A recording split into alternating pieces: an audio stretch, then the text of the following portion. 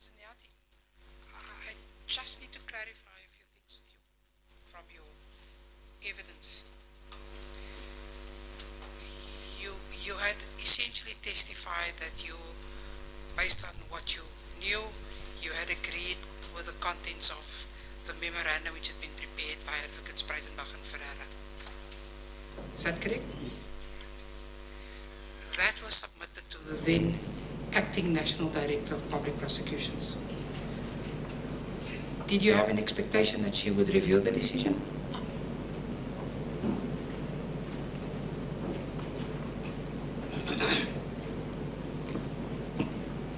That was the request in the memo, Advocate Bauer.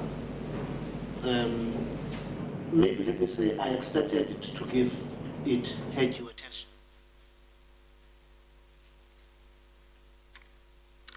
You agreed with the contents of the memo. You agreed that the decision hadn't been properly taken. You were of the view that there was a prima facie case. Yes, I've Would testified. that, in your view, as a seasoned deep Director of Public Prosecution, be a basis in law upon which to review the decision? Well, maybe I can say yes.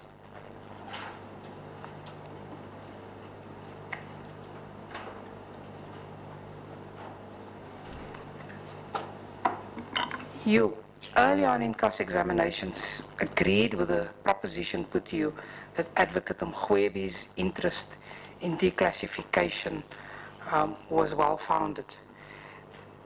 Do you reach that conclusion now with hindsight, or based on what you knew at the time? Advocate Bauer, in answering this question, one needs to bear in mind the content, the context of the meeting of the 9th and what transpired there. You see, so the very involvement of the IGI was premised on, amongst other things, classified documents. So it's not, I wouldn't say it's something that arose in me with the benefit of hindsight. I think it was almost a given that some of the further investigations entailed or anticipated with the involvement of the IGI would be declassification of documents.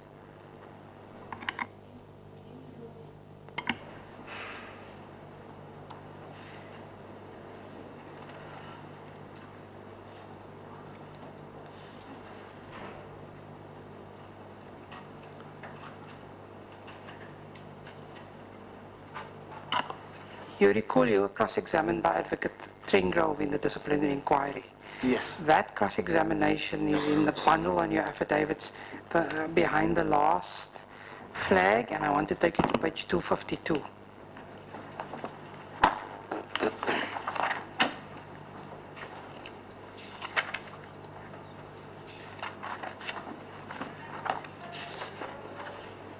Yes. Maybe start in fairness at the bottom of what Advocate Trengrove puts to you. He says, I see, and this was in January 2013, Advocate Mzanyati. I see, he says, I see, because I'm told by Advocate Breitenbach the NDPP had in fact authorized that search and seizures operations and it had been carried out. And you point out... Sorry, but where are you reading from? Which line? I'm reading from at the bottom, line. It's the cross-examination of Advocate Trengrove, of Advocate Mzanyati. It's the transcript. I'm on the record, page 251, the typed transcript, page 3127, and I'm right at the bottom by line 23. I see.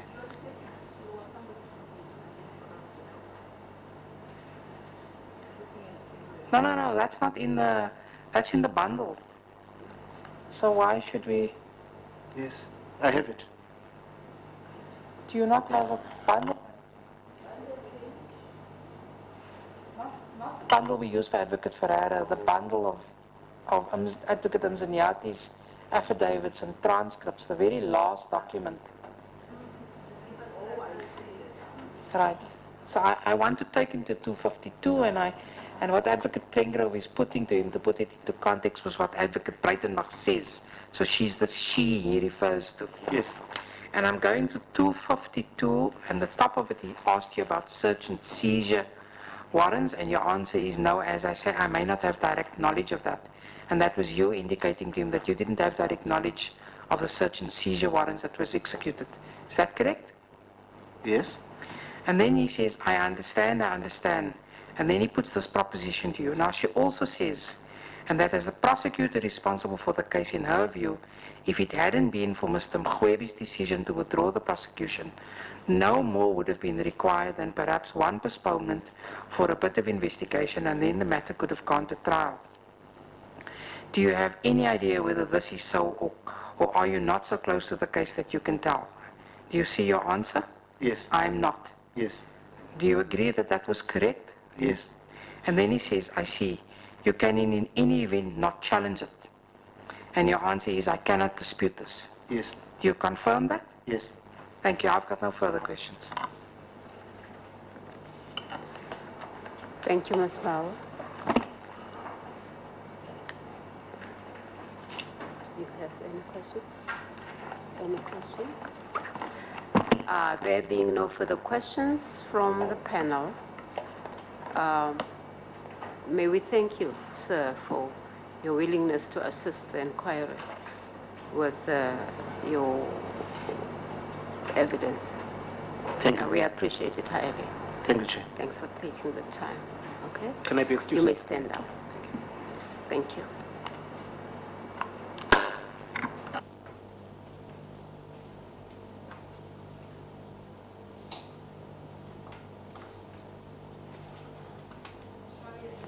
Madam Chair, I'm trying to sort out multiple witnesses Yes, I can see that. in a yeah. week and trying to keep everybody informed as to what's going on. I apologize. I just need some house rules for you. What's next? Advocate Karen van Lensburg is here, and she's next. Thank you. I thought your junior was next. She's not reached that point yet. No. Yes.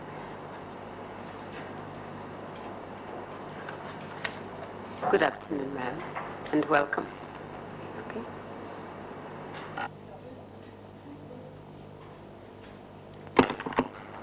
Please state your full names for the purpose of the record.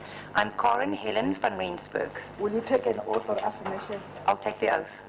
Do you swear that the evidence that you shall give shall be the truth, the whole truth, and nothing but the truth? So raise your right hand and say, so help me God. So help me God.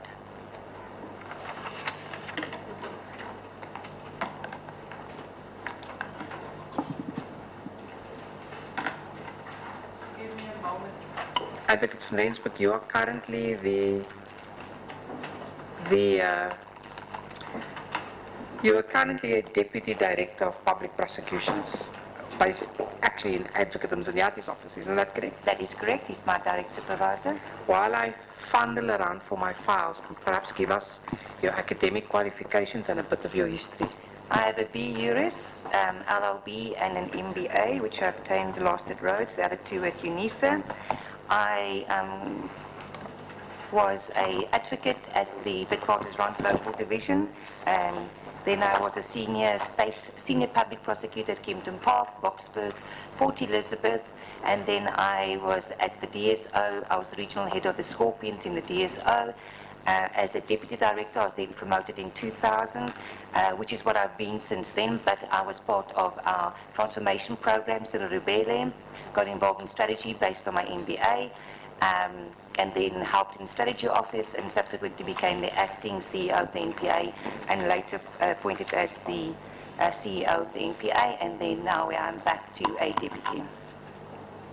And you went back to a deputy at the behest of Advocate Sean Abrams. Yes, that's correct.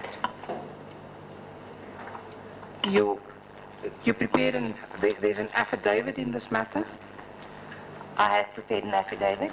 It's dated 14 January 2019, and it's in front of you, correct? Yes, it is. Can you confirm the contents thereof as being true and correct? Yes. Right. Maybe to start this off, you're here today at my request, isn't that so? That's correct. And you pointed out in paragraph 6 that you had worked as the acting CEO and CEO under Advocate Jiba And you generally had a good working relationship? Yes, did. Right. And you regarded as being a good manager, a capable manager? Yes. You point out here that your position involved strategic management, performance management, financial management, and oversight. Can you maybe just elaborate on that so that the inquiry can understand fully what the job is of a CEO of the NPA and what the budget is that is under the control of the CEO at the NPA?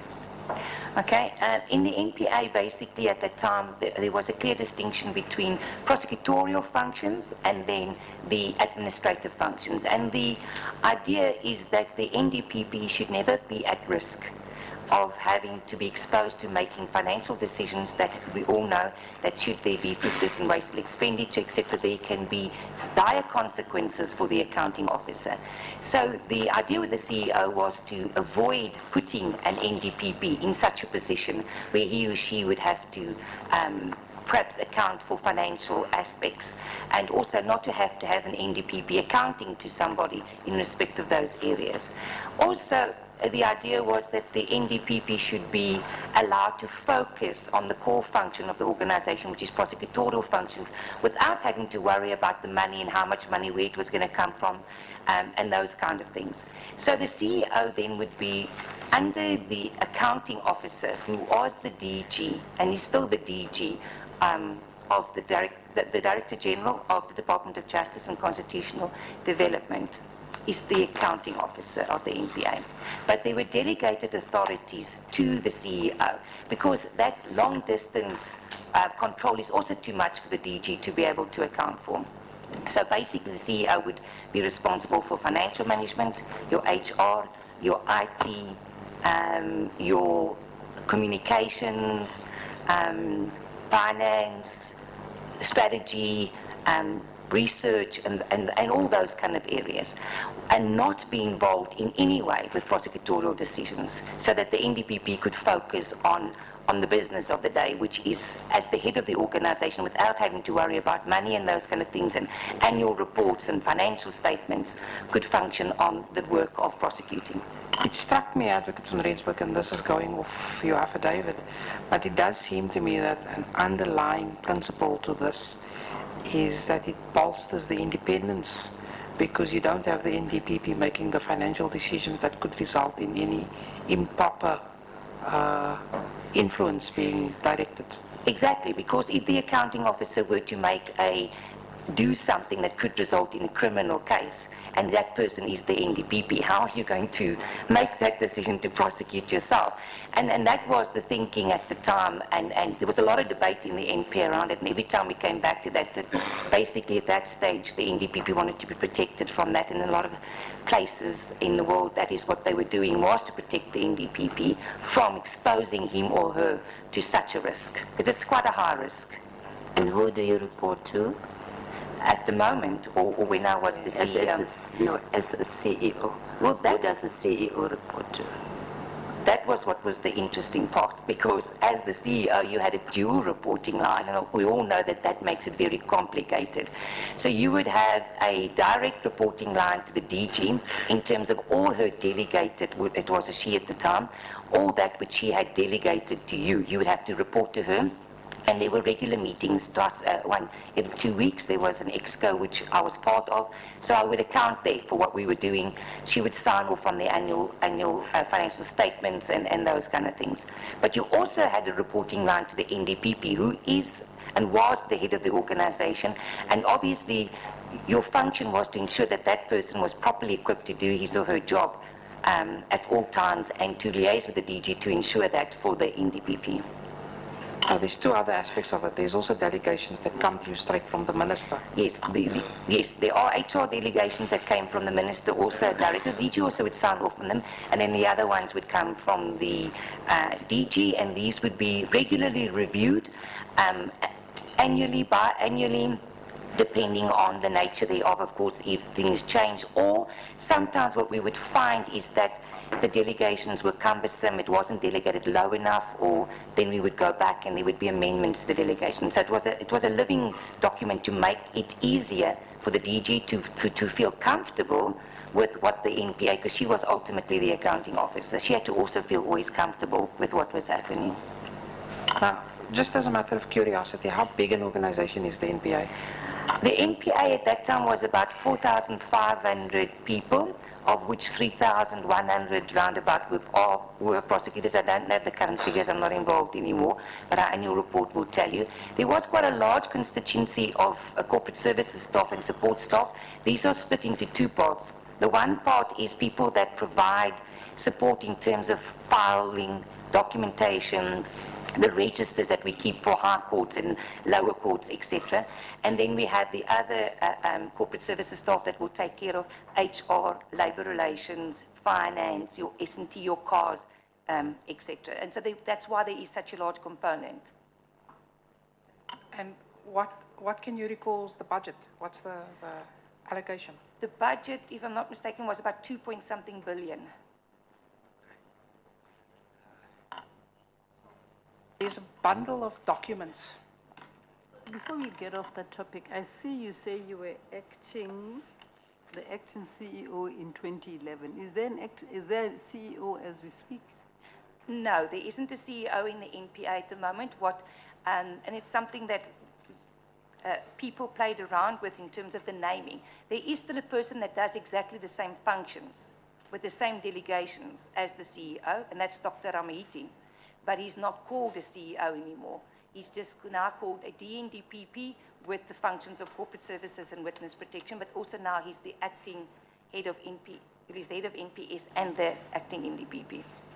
And you acted until when? 2013, when I was permanently appointed in the post. There's a bundle of documents before you. I might ask one of the researchers to just show you where the bundle is, just for the sake of the piece of bench that I could take you.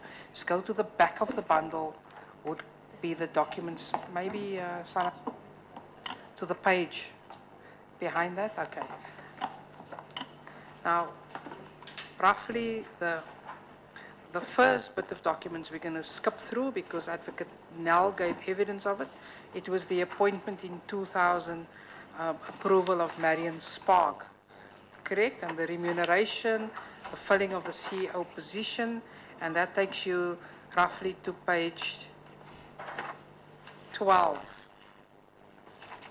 in the documents.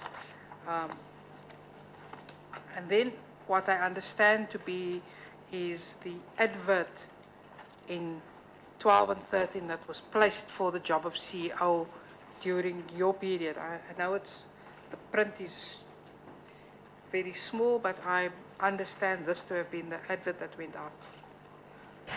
Can I just confirm that page 13 is level 15? Yes. Okay. And then page 12 is level 16?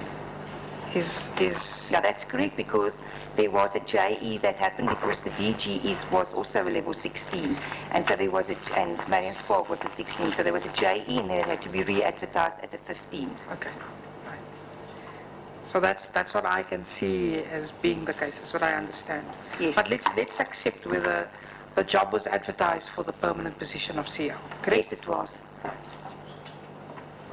As the CEO, do you serve as any prosecutorial function? No. Right. Do you take part in any prosecutorial decisions? No, you don't take part in prosecutorial decisions, although you will get to know of things because you have to approve the appointment of outside service providers and sometimes consultants. So that's the only part that you, but you're not part of making, you cannot institute prosecutions and you don't make prosecutorial decisions.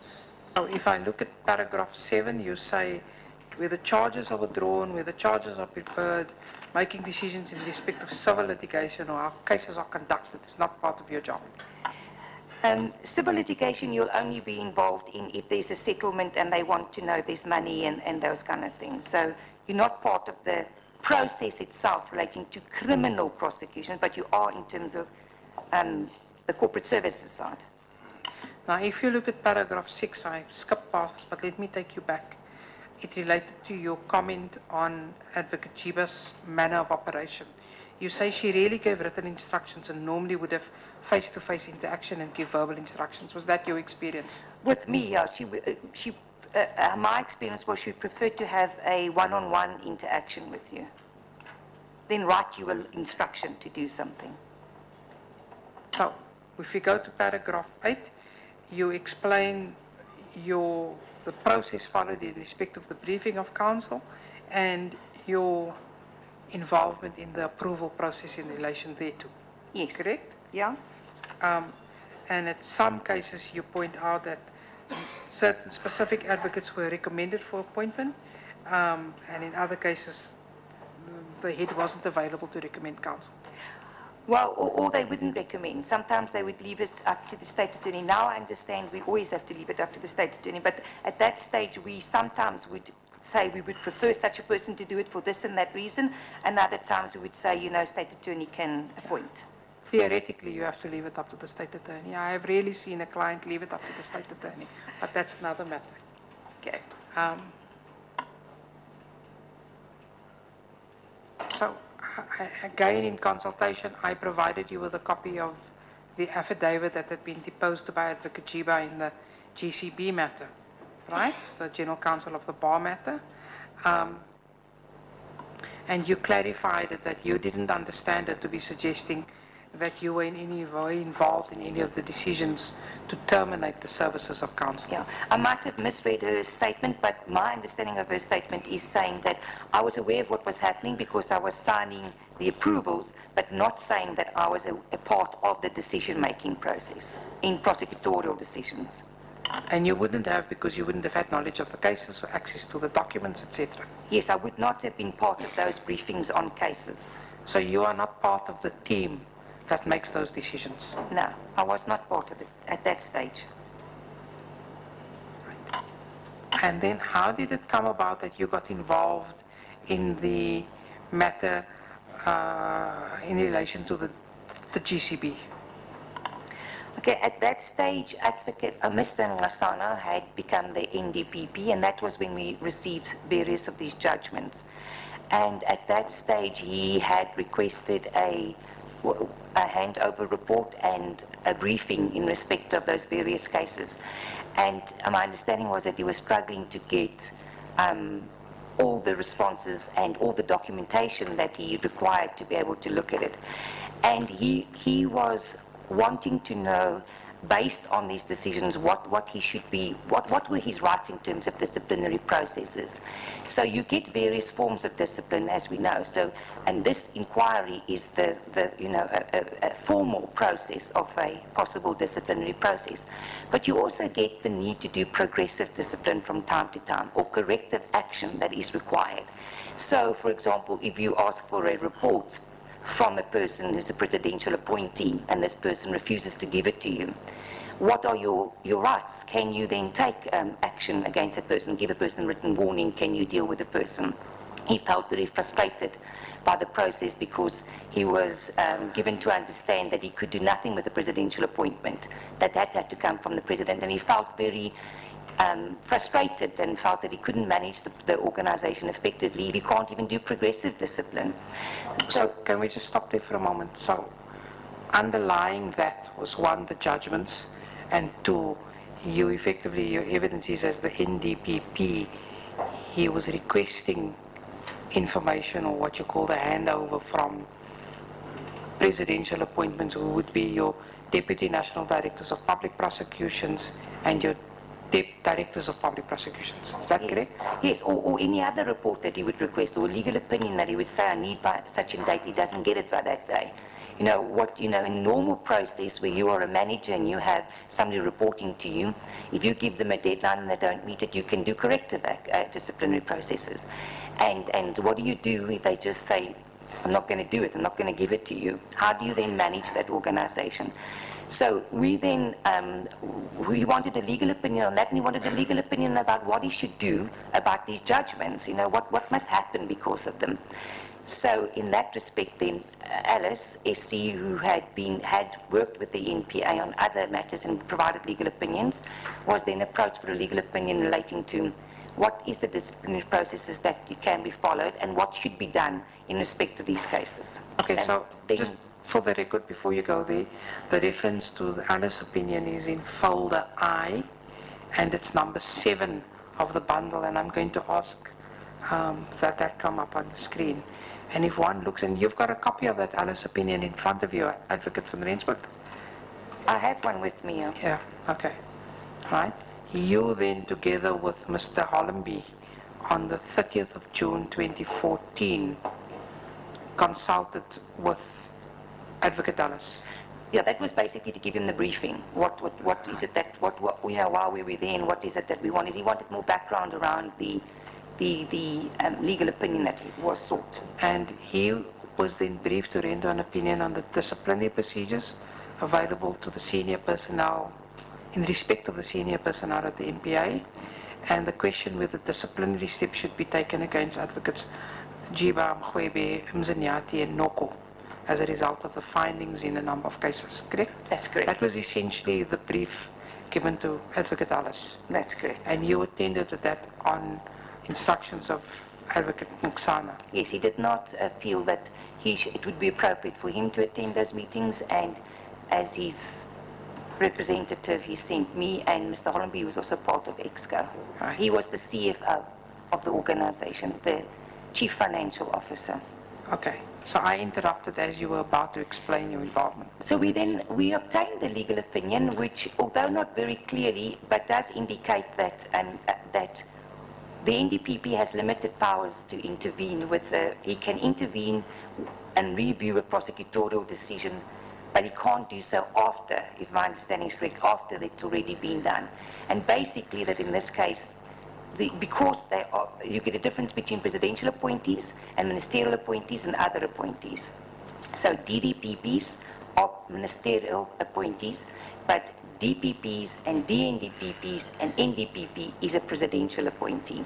And because the powers to do an inquiry only vest within the president, therefore all discipline vests within the president as well. And then he recommended various things, some of which was that not all, but in respect of Mzanyati, Jiba and Mkhwebe, these matters should be reported to the General Bar Council, because he also said that as prosecutors, we are advocates, or those that are advocates, are also bound by the General Bar Council rules, and therefore the normal processes should apply as well, and recommended that that be referred to the Bar Council. He also recommended that the President be approached to immediately suspend the officials, as well as to start with an inquiry, and he also recommended that case dockets, that a criminal case docket be opened in respect to them. In terms of Norco, he did not recommend the matter going to the General Bar Council. In fact, in terms of Advocate Norco, if one goes to the bottom, he didn't do so because he thought that there was still if we look at paragraph 50, there was still an internal remedy of reviewing the decision. Yes. Available to Advocate Abrams at the time. That's in paragraph 50. Yeah, to Nksana. Yes, I mean, sorry, Advocate Mr. Nksana. Right? Right. So, pursuant to that, advice being rendered.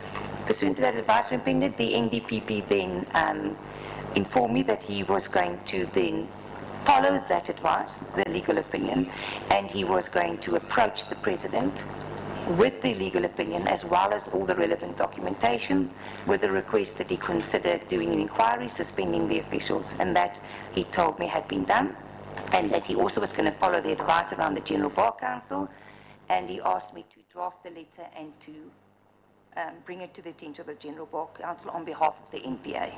And that was roughly about 10 months after his appointment, and when did he serve? And not many months after his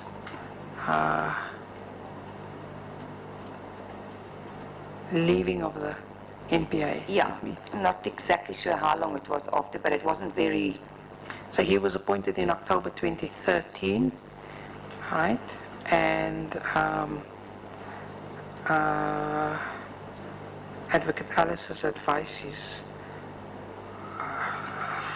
obtained sort of midway through 2014, I see. Right?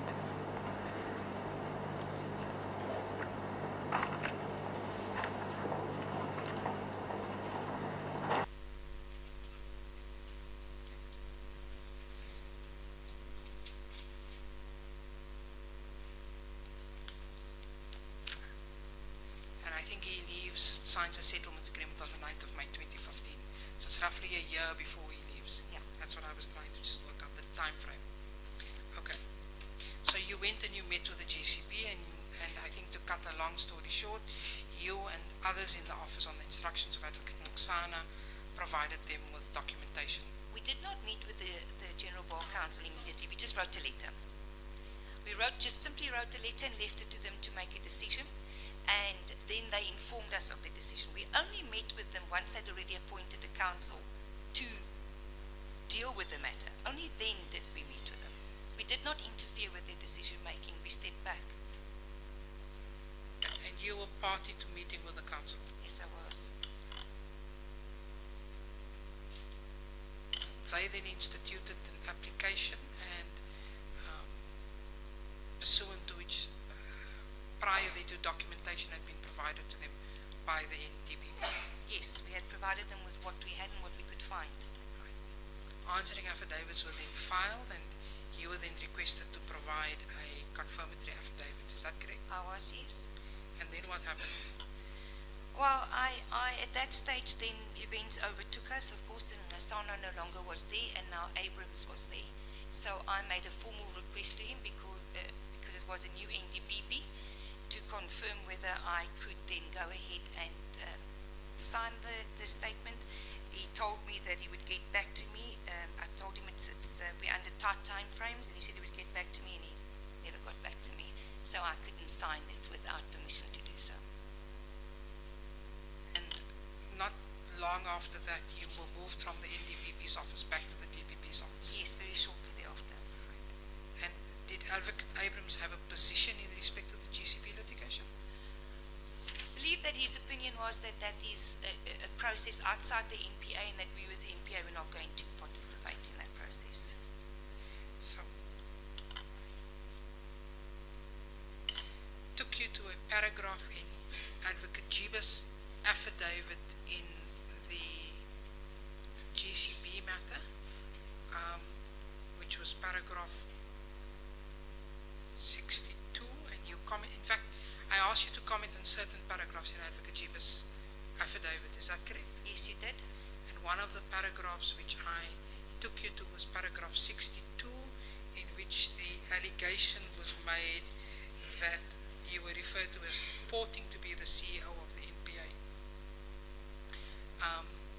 You confirmed that you were actually appointed as the CEO in a permanent position by her, on her recommendation? Yes, on her recommendation, yes. When you refer to NPA management, who do you refer to? What do you have in mind? Well, you're talking about specifically in respect of the GCB In matter? respect of the GCP Okay. matter. That wasn't the total management in terms of EXCO or DPPs as such, and I don't know if I need to explain EXCO and the others. I don't know if that's necessary, but it wasn't everybody who was involved in that decision making. It was also not in the formal EXCO. It was mainly the NDPP who met with me and my Deputy CEO, Ambassador Sisulu, as well as Billy Hofmeyer from time to time, as well as Gordon Hollenby was also involved in getting the original opinion, but not necessarily involved in taking it further than that. Right. You were also involved in getting the opinion from Justice Yacoub, is that correct? I was involved in the process of procuring his services to do the inquiry, the work that he did in the NPA. I wasn't involved in getting an opinion from him. The appointment of Advocate? Yes, his of Justice appointment, Yacoub. yeah, the procurement part.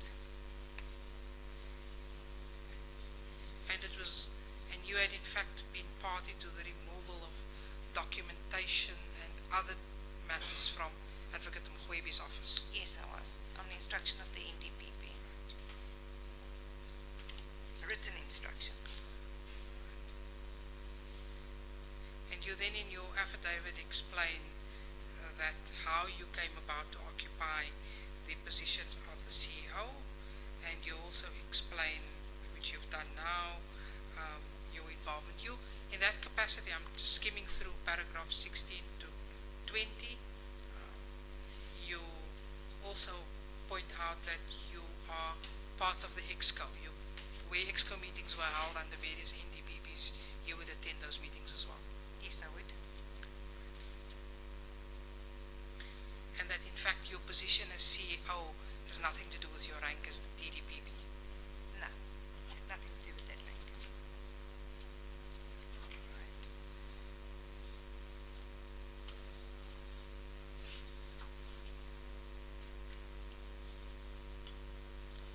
Right. You were not involved in any of the decisions, litigation strategies in respect of the full matter. No. Is that correct? I was not involved, no. You then in your affidavit explain how the EXCO exists. I'm not going to take you to there because it's there. In paragraphs 28, you deal with an allegation that was made in respect of the GC matter, and you say, I was not party to nor aware of any political attempt to remove Advocate Jiba from the NPA. Yes, there was no political attempt. The only intention was to do the right thing based on what had happened and what the judgments were.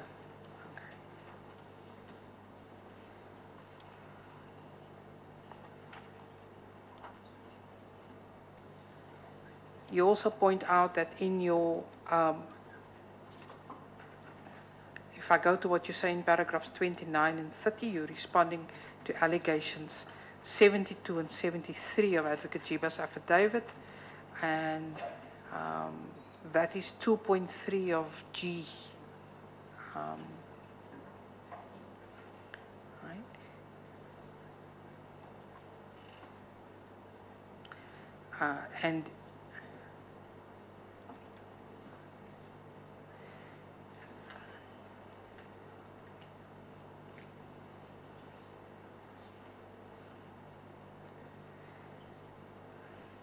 And you point out that you don't have any direct knowledge of the involvement of Advocate Mvula Mogatle in matters in LAD, correct?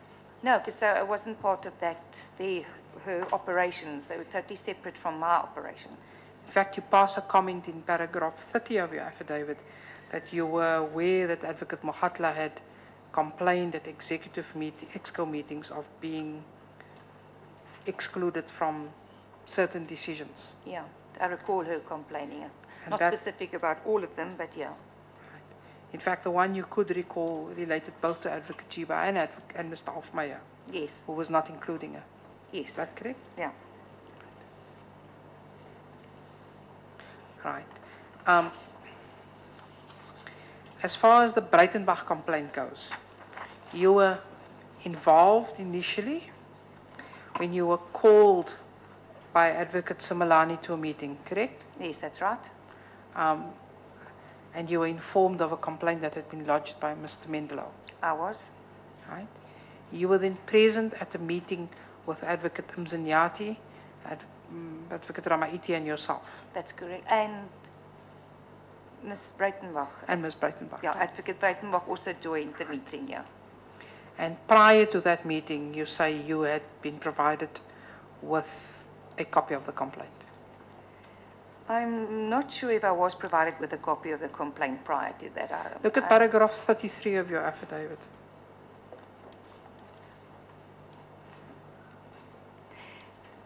When you say, what I'm saying, I'm not sure I took it with me, but he did show it to me. Okay. Yeah, he did show it to me. I saw there was a transcript in it. It was a recording of a conversation, and there was a lot of other areas as well in it. But I can't recall if I took it with me, but I was given it in the meeting.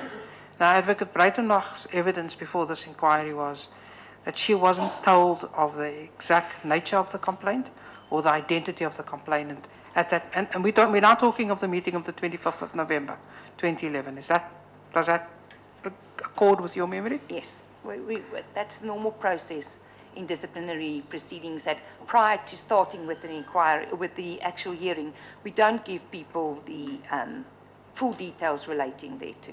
We just informed her high level, but in her response, it was clear that she was knowledgeable about who it was. What?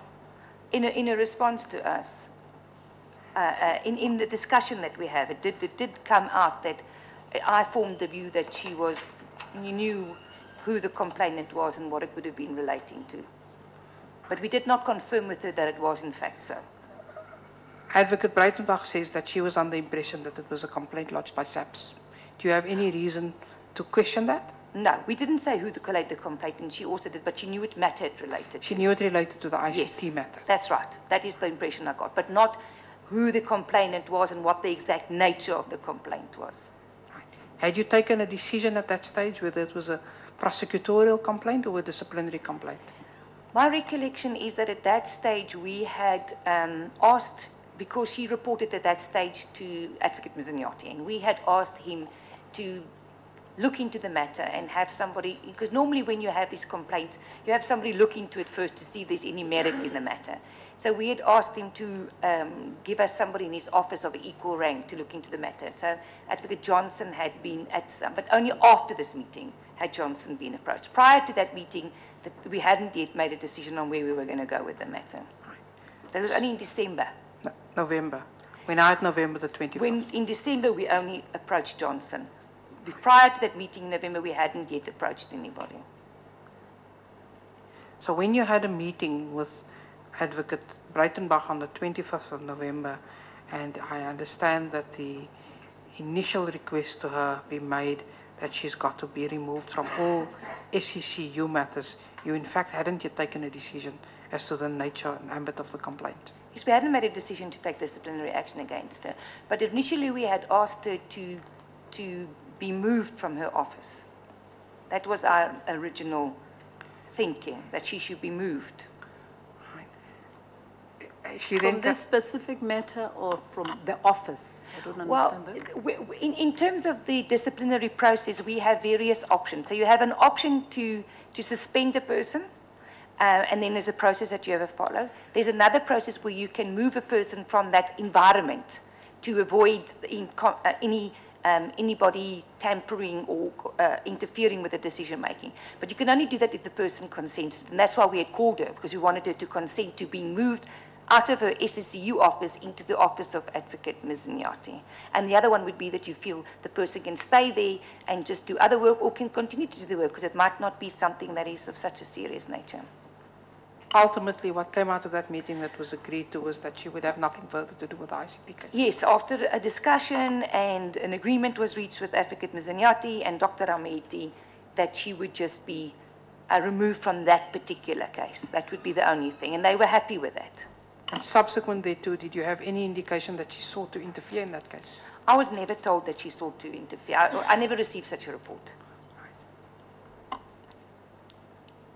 Your involvement doesn't stem when there's prosecutorial misconduct. Your involvement only comes in when it's a disciplinary matter, correct? Well, if a prosecutorial misconduct then is of such a nature that it is disciplinary, then I would be involved. But if it's just a question of an exercise of your decision, so whether I agree or disagree with you in terms of that, and there's nothing that needs to be corrected in it, then it's not a disciplinary process.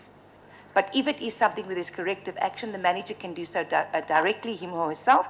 But if it's a disciplinary process or suspension, it goes through us, because there's processes that we have to follow, appointing people and making sure that the inquiry happens, etc. You then, if I look at Annex KR2 to your affidavit, it was initially contemplated that Advocate Johnson would do it. She wasn't available, and Advocate Mzanyati indicated there was nobody else appropriate in his office to do this investigation. In January, he indicated to me that she couldn't do it. He had no other person of a suitable rank in his office, and could I please approach a different office. That was on the 10th of January, he asked me.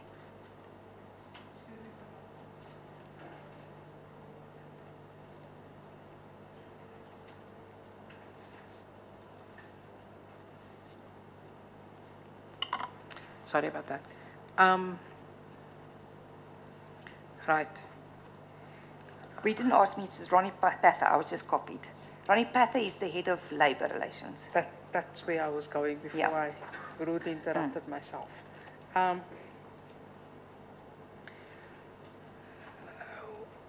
Advocate Jiba then gets appointed to the position of NDPP in December of 2011, Yeah, right? acting. Acting NDPP, I'm sorry. And you then, that stage, was there any decision taken about the disciplinary inquiry? No, as I say, we hadn't yet done the investigation because the normal process with the disciplinary inquiry is that you make a decision around suspension or removal or whatever because that's an immediate reaction. Then you must do a proper investigation to see whether there is any merit in this and determine whether it then requires progressive discipline, corrective discipline, or whether you actually have to have a disciplinary hearing. That's your last resort, is to have a disciplinary hearing. But that you can only decide after a proper investigation. So we will appoint a person who will be an investigator who will look into the matter, often assisted by IMU, our Integrity Management Unit, and then that decision would be made. So no, we weren't at that process. We dealt with the first part, which was around a removal. So we were still now getting into the stage of the investigation.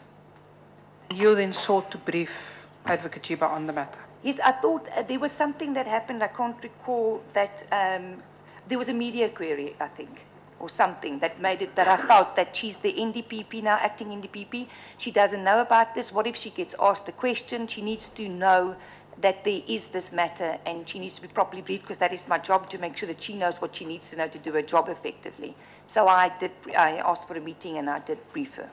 In paragraph 38 of your affidavit, you pointed out that you didn't know the exact date on which you did that. I don't know the exact dates, but I requested a meeting on the 12th of January for the next day, so it was somewhere near that. Maybe the next day, maybe we couldn't meet, I can't say, but we did meet the next day, but it was somewhere around there. And what was your impression when you briefed her?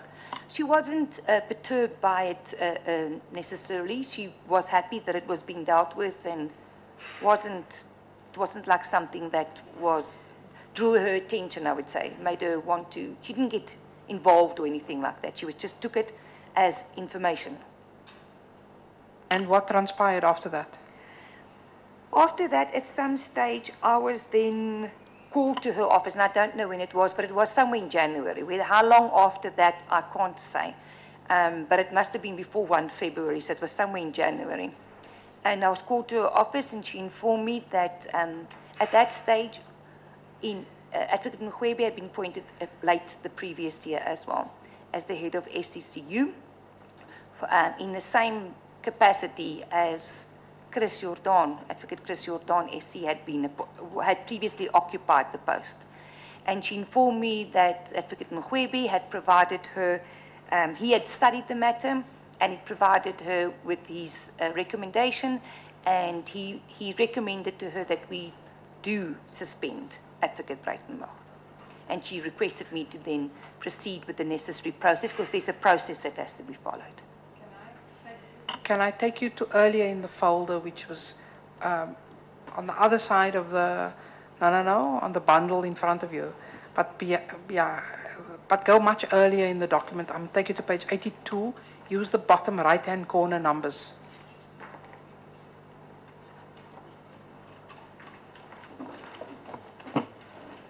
Yeah.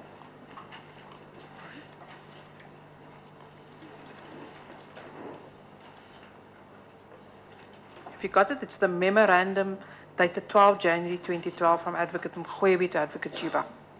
Yes, I see that. Right. Were you provided with a copy of it, or were you just told about it?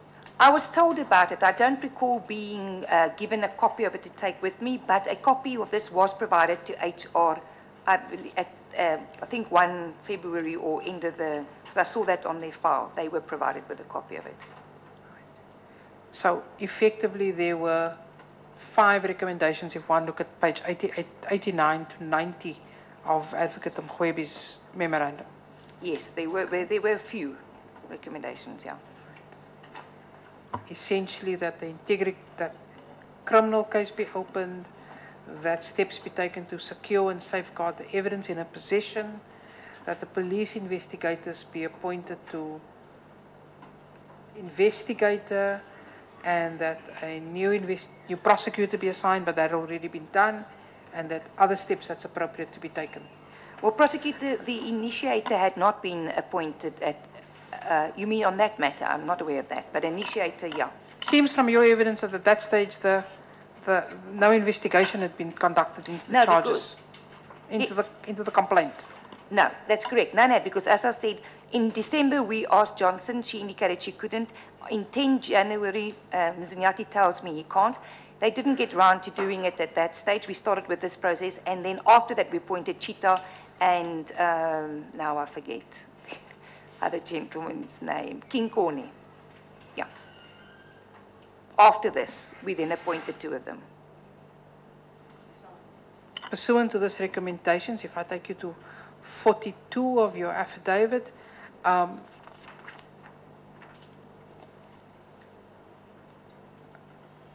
sorry, that was preceding.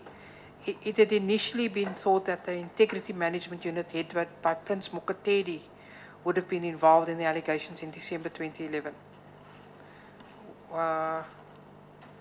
That you gleaned recently from emails, yes, is that correct? I couldn't remember that. I saw that from emails. I still can't have, I don't have an independent recollection of that. I'm basing this on the emails that I saw. At that juncture, what do you know about the Mluli prosecution? Only what you hear in corridors, and that I didn't know where it was and what the process was or what decisions had been made. I only learned about that later.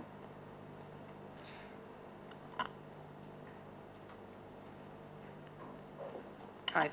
And then advocates was appointed as investigators, and the matter was then supported by the IMU, the Integrity Management Unit. Yes, which is the normal process in the NPA. Right.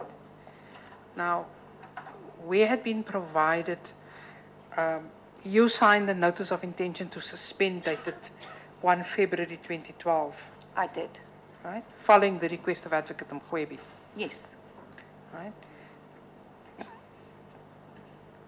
And I'm not going to take you to it, but we know that that document is annexed to GB 20, page 51. Well, it might actually be in your bundle. Let me just check the bundle, whether it was put in.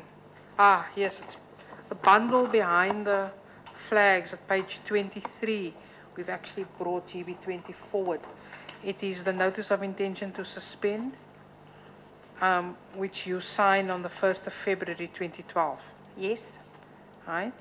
And it serves to inform you that they intend to suspend you, and the only information that you impart to Advocate Breitenbach is that she had abused the powers in execution of her duties as a Senior Deputy Director of Public Prosecutions in an investigation, and she is asked to provide reasons why she should not be suspended. Yes. Within 48 hours. Yes, that's our normal process. Even though she doesn't, given the ambit of the complaint. Well, for you to make a decision on whether a person should be removed or not, it's not asking the person to answer to the allegations. That's not what's relevant at that stage. What's relevant at that stage is whether you pose a risk of destroying information that we require, or whether you are going to interfere in the investigation. So you don't have to know the full ambit of the allegations to be able to tell us why we should or should not suspend you. It's they're not related to each other, the two issues. It's an interestingly arguable point. I will not take it up with you. Yes, well, we actually did have that argument amongst ourselves on that matter. And the other matter also at that stage, the matter is not fully investigated. So should you give too much detail at that stage, you could be bound by that. And later, when you actually go on trial or with your inquiry, you have discovered a lot more. And so for that reason, we also do not provide, or that was our approach and our decision that we made, that I made, based on the advice that I got, was not to provide more than that. I felt that for her to answer on this, she did not have to know what the charges were. In any case, as I said, from our discussion with her, I gleaned that she knew what case we were talking about. She got the CAS number there. So the decision to suspend was made by you? The CEO acts on requests from the core function. So the request came, the decision to suspend her, to consider suspending her, came from Advocate Mokgoro via Advocate Jiva. I didn't speak to Advocate Mokgoro myself. Advocate Jiva asked me to deal with it. So if she had given me a response that dealt with the issue of, say she came back and she said, but there's no need to suspend me. I've already been removed from this case. I'm not going to interfere. I'm prepared to be moved to X, Y, and Z. I would have gone back to Advocate Mokgoro and I would have said to him, look, she's giving very good reasons. Do you still really want to suspend her? Because that's how it happens. Sometimes the DPP wants to suspend somebody, then they come back and they give us excellent reasons why not to suspend them. We go back to the DPP, we consult, and we both agree not. So it gets done with them. But she didn't answer, so I followed through on the process. So you issued this letter of notice of intention to suspend on the 1st of February. Yes. She was given 48 hours to respond. Yes. She effectively, through her lawyers, came back and asked for details of the complaint. Yes, she did. And there was a whole lot of toing and froing Yes. on that. Yes. In the meantime, she stayed in her position. Yes. Right. Was there any cause or indication that she had interfered with anything in the ICT matter at that stage? I was not told that she had done anything. In fact, this notice of yours went out into the media domain before it came to Advocate Breitenbach's attention. Isn't that correct? It appears that somebody had told the media that, because we started getting media queries that she'd been suspended when she hadn't even been suspended. So essentially what had occurred on the 1st of February was a notice of intention to suspend, and no immediate steps pursuant thereto was taken. No, because we had to first provide her with ample opportunity to answer on that, and because there was this to and throwing with her asking for this stuff, it kept postponing the date on which to make a decision. Were you aware of a second complaint that had been lodged at that stage from the parties, from the complainant? No, the first time that I saw that was when you showed that to me, and I have absolutely no recollection of ever seeing that document. And the document you're referring to is page 62 of the bundle, and it's a letter dated 16th of November 2011 to Advocate Menzies Samalani from Mendelo Jacobs. It should be the last document in your bundle.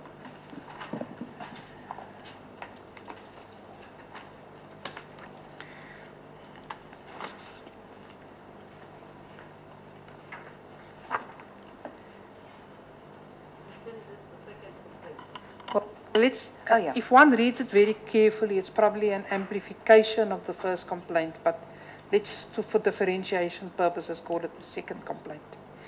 But essentially, you had not seen it. I honestly cannot say that I ever saw this document. When you showed it to me the first time, I had never seen it, but having looked at it, when you showed it to me, it didn't look like it was much different to the other information. In other words, this wasn't further information that informed the notice of intention to suspend. No, that you were aware of. No, not on my side, no. You also mentioned that there were other complaints received after media coverage had happened, and these were found to have no merit. Yes, they were from people that had already been convicted who were complaining, and there was some other one there too, but they were really not, they were opportunistic. Who took the decision that they had no basis? When we wrote a memo to Advocate Jiba on the, I think it's the 28th of February, requesting her to sign the suspension, we actually had included those two. And Advocate Jiba had put 2 lines through those and saying that they were not going to be part of the investigation at that stage. So, at the end of February, you wrote a memorandum to Advocate Jiba asking her to approve suspending Advocate Breitenbach. Yes, because we basically reached a deadlock with the attorneys of Advocate Breitenbach. We weren't getting an answer to the question we were asking around the suspension.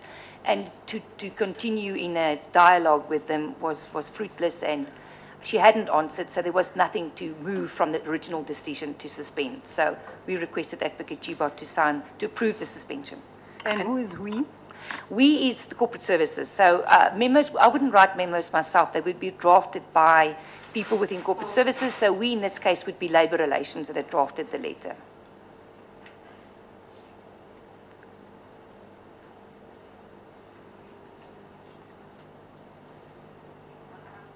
I have been derelict in providing that memorandum, but let me track it down somewhere. We have it somewhere, I'm sure. Advocate Van Rensburg, you had provided it, but for the moment I'm a bit lost as to where to find it. Oh, okay. But I think, sorry, I'm a bit distracted today. So this memorandum was provided to Advocate Chiba, and she signed it. She signed the memorandum, but she did not sign the attached letter. So what we do which is the practice in the NPA, you can't expect an NDPP to draft letters. You don't expect an NDPP to draft. Same way for a judge, you don't expect a judge to draft, to type up an order. You provide a draft order. So in the same way for the NDPP, letters or things that had to be signed would be prepared for the NDPP.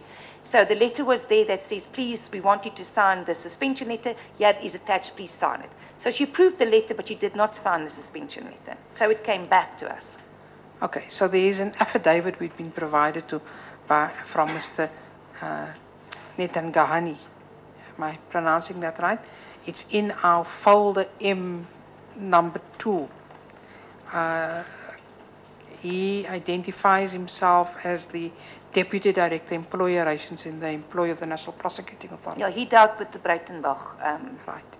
And he says that the memorandum was prepared for her approval. Included in that memorandum was Annex J, which was a letter of suspension. Yes. Right? She then approved the memorandum on the 2nd of March, but didn't sign the letter of suspension. Is that what you're referring to? Yes, and she put a line through those 2 paragraphs that related to the other matters, saying that that is not what needed to be investigated. So she was limiting the scope of the investigation to the core areas.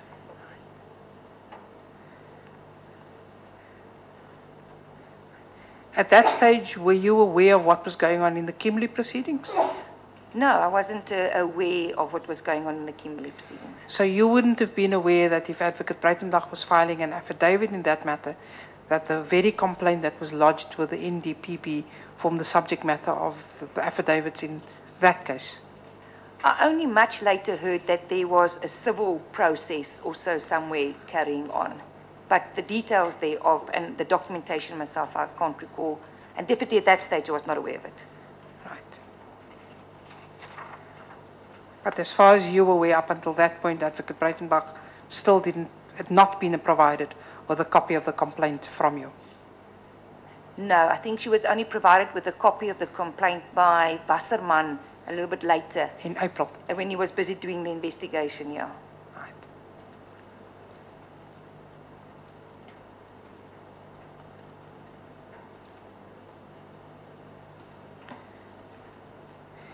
You then go on and you say, well, what then happened to the suspension letter? And I take you to 51 in your affidavit. Well, advise us what happened in respect to the suspension letter. Basically, I had a discussion with Advocate Chiba because we had another deputy director, and you'll see that there is a legal opinion from Gerard now relating to this. They were ministerial appointees. And that power to appoint, and when you have the power to appoint, discipline follows with that as well as to dismiss. He had delegated, the minister had delegated those powers on a deputy director to me. But Gerard now was of the view that those were powers which could not be delegated. They were not, he could not have done what he had done. And there was another deputy director in the NPA, which, there's more than one process that's ongoing, obviously, who had challenged his suspension. And I had signed his letter, and one of his grounds for challenging it was the fact that the powers I had, I didn't have. So, was not entitled to have. So, and his suspension was uplifted, and we never ever got to actually do his disciplinary hearing. So I brought this to the attention of Advocate Chiba, and also Gerard now had a legal opinion on it, because to do a suspension, knowing that if somebody takes you to the labor court, it's going to be set aside, you know full well that it might be a problem. That is a fruitless exercise. So we had a discussion on Gerard now's ultimate view was then that we should approach the minister, and failing the minister as the head of the organization, there can surely be nothing wrong with the NDPP signing the document, which is a view which I think is sound. It is the head of the organization. It does not make any sense that that person cannot proceed with that. So That is why we wrote the letter to the NDPP saying, please sign this, because if I didn't put it in the letter, but it was in the letter, we did make mention of the fact that I shouldn't sign it. But she did not sign it. She did inform me that she had discussions with the minister to see if he wouldn't sign it, but he was also not willing to sign it. He said, but he delegated the powers. So we were at a bit, the file was actually filed because we were at a bit of a position where we weren't going anywhere. We did not know how to proceed forward on the matter. Then we had a parliamentary briefing relating to our annual plan, and shortly thereafter, I received this email that I referred to. This I could also not remember. I got this out of my emails when I checked them. On the 20th, on paragraph 54, on the 23rd of April at 10:40. Because we're going very quickly. This is given to Advocate Jiba at the end of February. Nothing happens in March. The letter is lying in a file at Human Resources.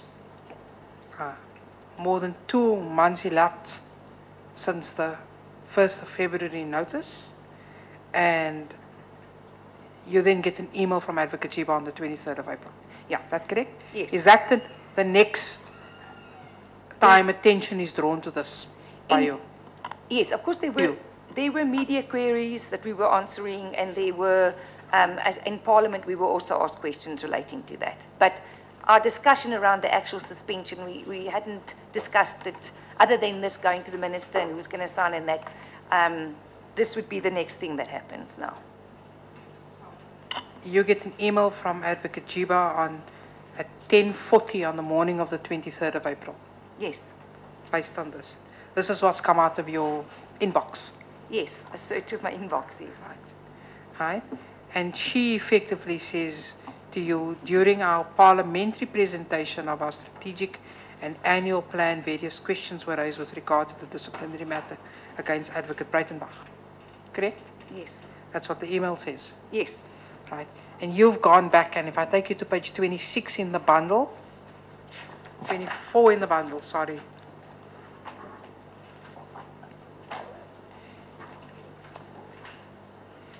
We've gone back and we've checked when that briefing took place to Parliament. Is that correct? yes, we did. And that showed up a date of the 16th of April 2012. Yes, And if one looks at page 26 of that. I'm not sure I'm at the right, is it in the So- front or in the so back? It's at the back. It's at the The bundle back. which relates to you. My apologies. I It's an just want to amendment. make sure I'm about that right. Yes, yeah, that is it, yeah.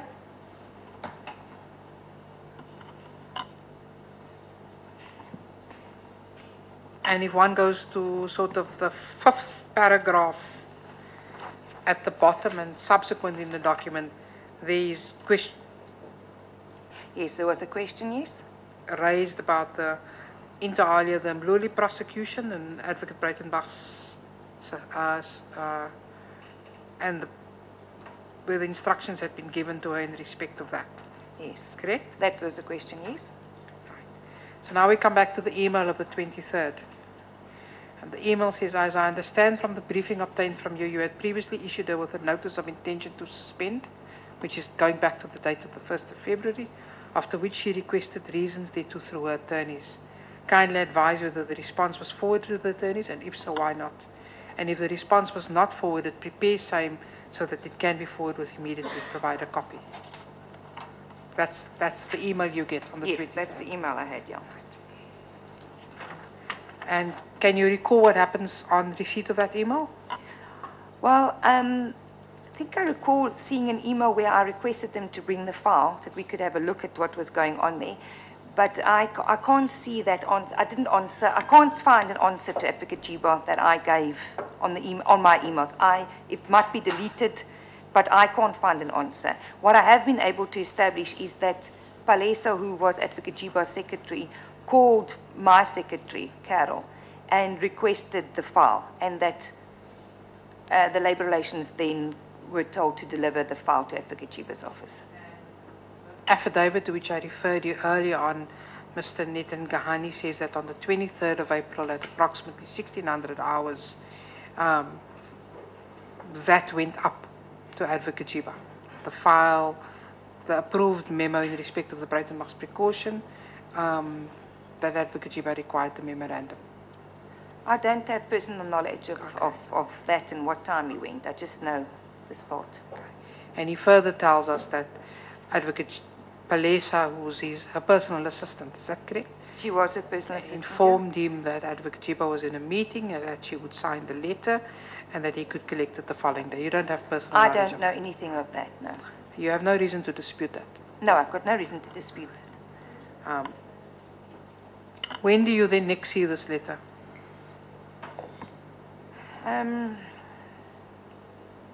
I don't know that I saw the letter when it came back, or whether I was asked to look at it again. I don't have any recollection of that.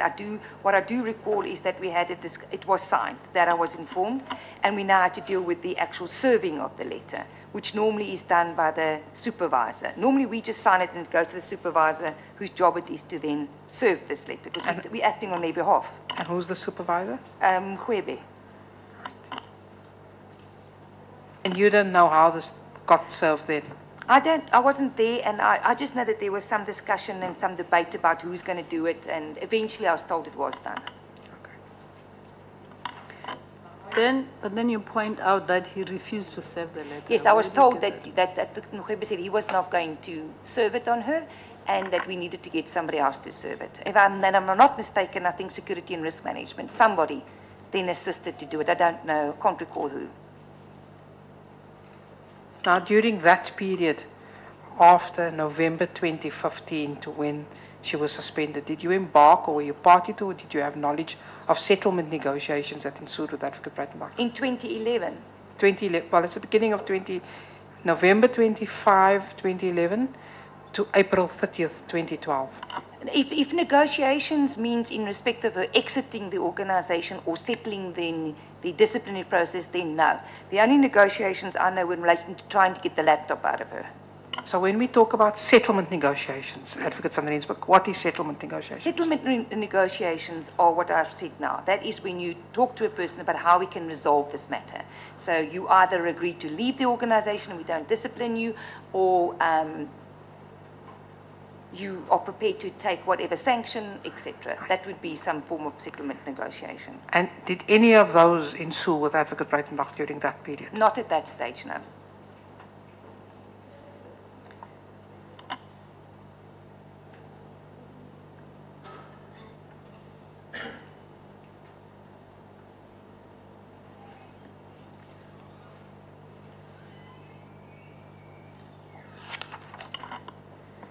After the letter was signed, what was your involvement then? I signed the approval for the various, for the investigators, first of all, and then also for the various chairpersons. And also the letter relating to the removal of the one chairperson. And do you monitor the disciplinary proceedings or micromanage it in any way? I do not micromanage and never micromanaged any of the disciplinary processes. We'd get reports from time to time, and I used to get a monthly report, high level, on what the status of all disciplinary matters and processes in the organization were, but not sitting down and saying, do this, do that, in respective cases, no. In paragraph 60 of your affidavit, you detail that you were not party to meetings with counsel in the disciplinary proceedings. In this disciplinary proceeding, no. And you were informed that they regularly met with Advocate Jiba and presumably obtained instructions from her. Yes, that's how I understood, because she was acting as a supervisor in this case. And tell me, you mentioned that there was a complaint from the HR department. Well, that in relation to them not being involved, because normally how the process is that HR is the person that gives the instructions, which they get from the supervisor in respect of what they want, but then HR is the person that deals with the lead investigator. And that wasn't the case here? That is what they told me.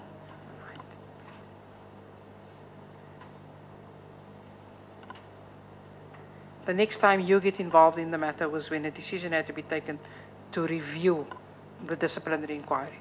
Is that correct? Yes. And what was your involvement? Well, we were called to a meeting. Enquiry was going to be there too, and we had a pre-meeting. We, once again, corporate services, so it's myself and the labor relations, the individuals involved, the head of HR, to discuss, what our view were. I had read quite a substantial part of the disciplinary hearing myself, and we were of the view that there would be no success on taking the matter further, and that we should, like anybody else, when we lose a case, welcome the person back and carry on and try to restore relations and move forward as an employer. Now, what did this disciplinary proceedings cost the NPA? I had a costing that I did send you. I think it was about 6.5 million, if I'm not mistaken. That's besides what it cost Advocate Breitenbach. Yeah, that's just us. Yeah. Because remember, we were paying for the chairperson as well as for the initiator. And Now, as far as the Boyson matter is concerned, what was your involvement in that? I was not involved in the Boyson matter other than signing, I would sign only in respect of appointments of counsel, in respect of any matters that would emanate where we would have to have somebody appointed. You point out that you were present in an EXCO meeting where a debate was had about whether a DDPP or a DPP can authorize the prosecutor outside of the jurisdiction. Do you recall that? Yes, there was a concern around jurisdiction and whether you could, because a DDPP is appointed by the minister to a specific DPP office, and whether you then could, with a delegation from that DPP, actually prosecute in another jurisdiction. And the DPP is definitely also only appointed for a specific jurisdiction. And do you recall how that got resolved in EXCO? I recall initially there being said that Advocate Muzing would give us an opinion, and if I looked at the subsequent draft minutes that I had, because I don't have the final ones that would have been kept by Mr. Schmidt, it appears that Advocate Dr. Ramaiti did give some feedback in that regard, and at the later stage we also got a legal opinion from Gerard Nal in that regard, and if I recall correctly, he recommended that the people should be in the office of the NDPP, transferred there, and from there you wouldn't have a problem, because like SECU, that's where people are.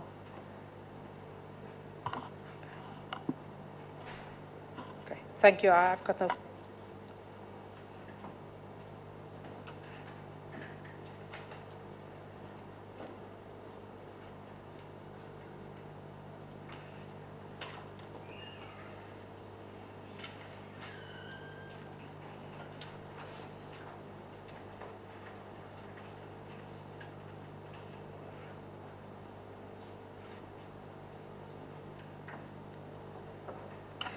Thank you, Advocate. Thank you, Ms. Bauer. Who is going first? Thank you, Justice Mokgoro. Afternoon, Ms. van Rensburg. Afternoon. Just a couple of points of clarity, if you don't mind.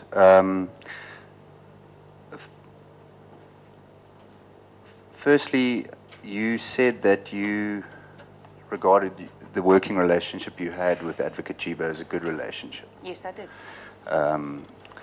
And my instructions are that that was the opinion she held as well. You also indicated that she was a good manager in respect of strategy, performance, and financial oversight. Yeah, all the areas that I was responsible for, because I can't comment on the areas I don't know about. But in my areas, I felt she was good. She would read documents. She actually was interested in it, and she would do something about things. So I felt that we had a good partnership in that regard. So I can only comment on my part. Yes, and that was during your time when you were in the position of CEO, working with her as the acting NDPP. Yes, yeah, that's correct. And that was over a substantial amount of time. Yes, it was for the full time that she was the acting NDPP. Okay, yeah. so you feel qualified to express a view that she was a good manager in that respect. Yeah, I thought so. Okay. Now, just turning to your role in the complaint against Advocate Breitenbach. Sorry, can I interrupt for just yes, a minute? Certainly. There's an issue about whether she was a CEO and not a CEO, and your questioning seems to presume you're accepting she was a CEO. Can I get clarity on that one? I see your instructing attorney nodding away. Do you agree with him, with his nods? Perhaps I should just take an instruction.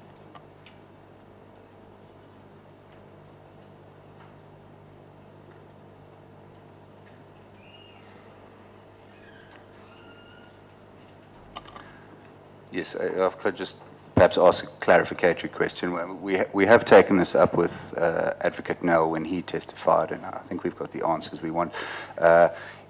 You were, and I think you mentioned this, your role as a CEO, that was a post in terms of the Public Administration Act, as I understand. It didn't affect your rank as a Deputy Director of Public Prosecutions. That's correct. So that was a post that you held in which you fulfilled the functions of CEO. That's correct. And you've described that those functions are now, at the current stage, fulfilled by Dr. Ramaiti as the Acting National Director. He doesn't perform them as the Acting National Director. He performs them as the DNDPP Corporate Services. Fine, that's fine. I think we can leave it there. If they,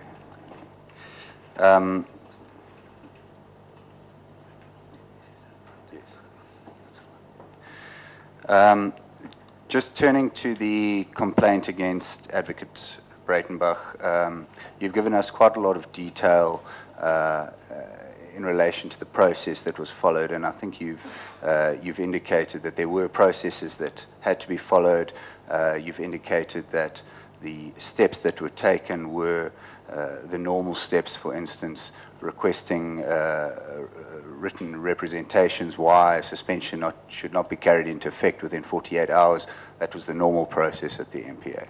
It's what we did with everybody who we considered to, as a possible person to suspend it. So it wasn't different. It was always 48 hours. Yes. In fact, normally, we would very quickly make the decision. With her, it was actually very protracted. Yes. So we took our time in making that decision with her. Like as I said, normally we give 48 hours, you don't respond, we proceed to make our decision. With her, we gave 48 hours, she asked questions, we answered, she asked, we answered, and then at the stage we felt we're not going to get an answer here, we must proceed to the next step. All right. Can I find out, sorry, can I find out, on what do you know you have the SMS handbook with disciplinary procedures and codes. You follow what? Chapter 7 relates, is my understanding, to the SMS members. We follow that. In terms of that, there's no specific process other than to say that they don't have a right at that stage, as I understand it, to get that information. And that was one of the reasons why we didn't give it. And as I explained, it was also in respect of the fact that we were concerned that, you know, you give something now, and then we didn't know what was going to come out. And then you're bound by that, and then you uncover, and it has happened, you subsequently uncover lots of charges. You know, somebody, you know about one case of theft or fraud, but then you start getting all the dockets in, and then you realize that there were actually 15 or 20. And I think you in fact say in your affidavit at paragraph 49 that Advocate Jiba had no influence over that. I wasn't discussing it with her at that stage. It was within it was my area of responsibility, and I didn't have to go back and tell her, you know, every step of the way what was going on. She told me what I must do, and I was carrying out, and I was doing what I had to do. She didn't tell me, do this and do that. Okay. And I think it's quite clear, and would it be fair to say that you've been involved in looking after disciplinary processes in a number of instances? Yeah, we had quite a few. Yes. And you've also drawn the distinction, I think quite clearly, between the merits of the complaint and the processes that have to be followed in getting to a disciplinary hearing. Yeah. All right. Can I ask you, did you have any, I think you've already indicated that the process followed was the normal one. Did you have any indication or any reason to believe that due process was not being followed in respect of the complaint against Advocate Breitenbach? No, because remember, we were still appointing an investigator, and we did get an investigator's report who then recommended that we proceed with a disciplinary inquiry, and also told us, recommended certain charges too. So there was nothing from what was before me that indicated to me that this was anything untoward. Okay. And, sorry, the report from the investigator, who was that from? As I said, it was Advocate Chita as well as Corney. Advocate Corney was in NPS and extensively involved with the NPS disciplinary processes of several prosecutors, very experienced in labor relations, so we often used him because he was very experienced to assist with, especially if it was prosecutorial side. He did a lot of work in that regard for many, many years. Okay. And if I could just perhaps tie two of your answers together. You indicated that you didn't have to go back to Advocate Jiba in relation, for instance, to whether or not to disclose the nature of the complaint. You've also indicated that there was nothing untoward about the entire process that was followed. That discussion around what we were going to disclose, I checked my emails again. That was between myself, the head of HR, and Labour Relations, as well as King Kone. On the emails, I can see that each one was giving his views, but ultimately I made the decision. Okay. So can I assume then that you would agree that Advocate Jiba was not manipulating the process in any manner? No. Manipulating the process in any manner? Nothing with me. Okay. Just in relation to the, sorry, my technology is letting me down. In relation to the, you mentioned the toing and froing. You signed the notice of intention to suspend, calling for reasons from Advocate Breitenbach as to why she should not be suspended. Then followed a series of correspondence exchanges with her attorney and yourself. They've been attached to her filing affidavit in the Labour Court. They're on the record. I think we looked at one of them. I just wanted to ask, we'll just get clarification. Part of the toing and froing, as I understand it, was this issue of handing over the laptop. Are you, the toing, I wasn't, the to and fro I'm referring to just between me and Advocate Jiba about who's going to sign the document. No. You're talking about the discussion between the investigators and her.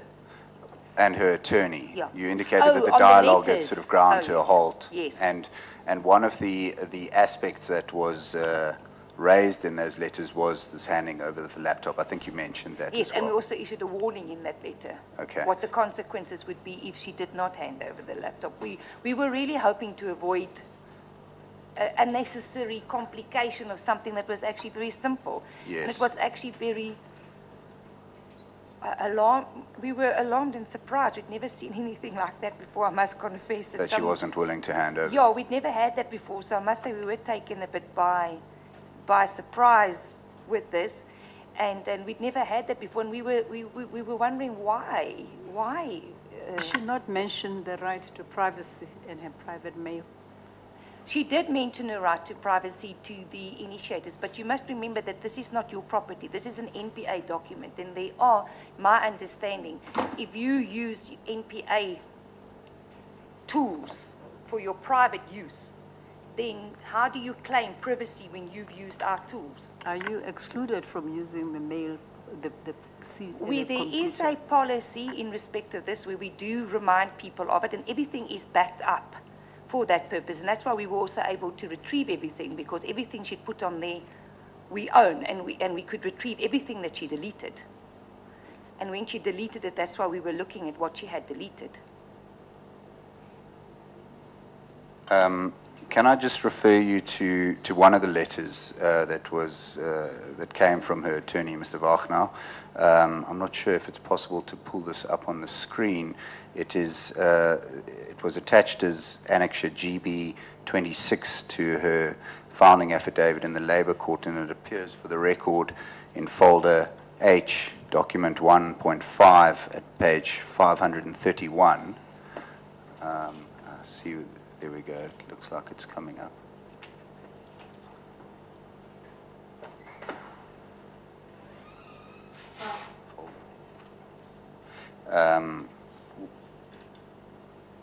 Yes, that's the document, yeah. It starts on page 531. That's addressed to you, dated 17th of February. There were some other letters that preceded it, but what I really wanted to refer you to was on page 532, the sort of third last paragraph, the big one on that page. Mr. Wagner indicates, we confirm further that we've received 2 emails from a certain Hercules Wasserman. I understand he was the gentleman from the IMU that was assisting in the investigation. In these emails, he states that we are interfering with this investigation into the affairs of our client, which we categorically deny, and further make certain attacks on the integrity of our client, which we find shocking. Judging by the contents of the above 2 emails, it appears that Mr. Wasserman has not been placed in possession of our correspondence dated 6 and 7 February. Kindly inform Mr. Wasserman that our client will not give her laptop to anybody until our concerns raised in our previous correspondence has been addressed. And I think you've referred to that was the issues around privacy and what have you. Yes. But just in relation to your comment that you had no indication that she was in any way interfering with the investigation, do you accept that Mr. Wasserman regarded, it appears on the face of this, regarded the issue with the laptop as potentially interfering with the investigation? With the not, I was referring to the. I might have misunderstood. I understood the questions to be interfering with the ICT, the criminal matter. Very That well. is how I understood I didn't understand that I was asked about the disciplinary matter. Okay. In relation to the disciplinary matter, then, do you accept that on the face of this letter it appears that Mr. Wasserman was concerned about interference as a result of not handing over the laptop? He had written an email to me as well to say that, you know, as I said, we'd never had this before. Yes. So we were a little bit, I must say, we hadn't had experience of how we deal with that, because normally what happens is if you are suspended or if we do an investigation and we request your laptop, we will take the laptop and we will never look at your private matters. If it is there and it is a letter to a private person, that will not be looked at. What we will be looking at is documents that you drafted that relate to the matter, the investigation. If I can just also make it clear that everything in the NPA is backed up on SABC, or I don't know what they use now, but we use SABC at that stage. So every single email that's ever written, every single document that you ever created, it's backed up. The follow this, that there's a proper disaster recovery system and process in place in the NPA.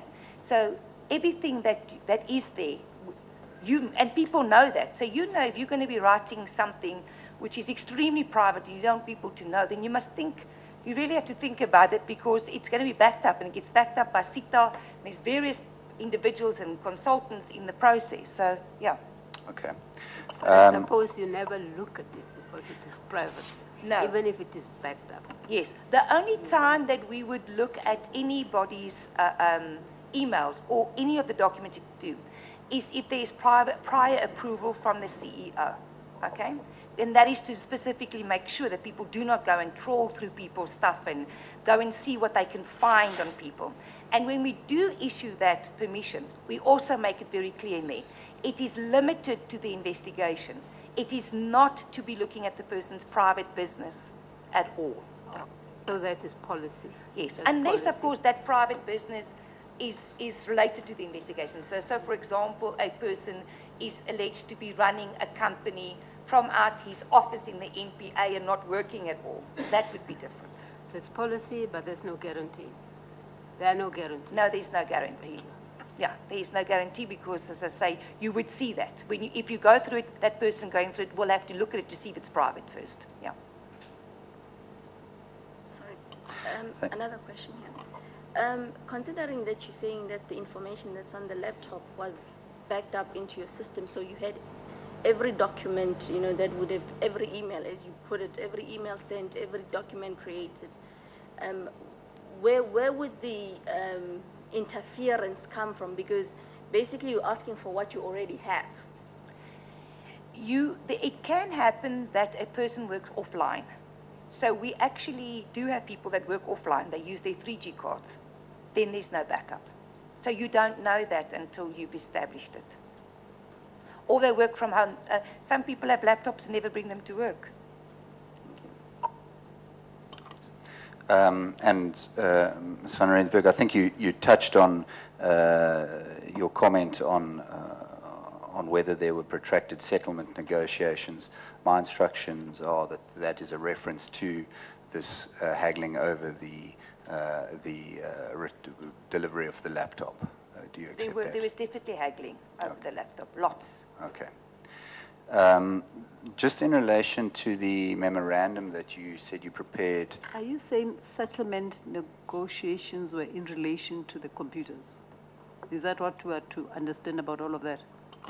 those are my instructions, Advocate Morocco.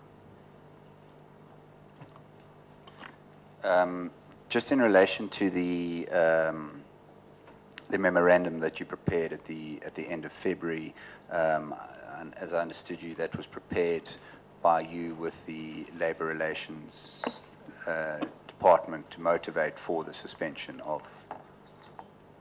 I didn't prepare any memos. The memos were prepared for me by Labour Relations. And then, sorry, then what was your role in the memorandum? We would discuss it, and then they would go write the memorandum, and then I would sign it. So the memorandum went from, I have it here, the memorandum went from Labour Relations to the head of HR to me to Advocate Jibo. Okay. If I've got that right, if my memory is now right. All right, do you want to have a look? Because I unfortunately haven't it? seen it. I know Advocate Barber said she was going to try and find it, but I'm not trying to make anything of it. I may have been derelict in putting it on. To be honest with you, I think it's in the folder with Judge Jacob's documents, which is a minefield of documents to find something in. So I may just ask Advocate van Rensburg to give us the copy. It's in that folder that was provided to Advocate Jacob.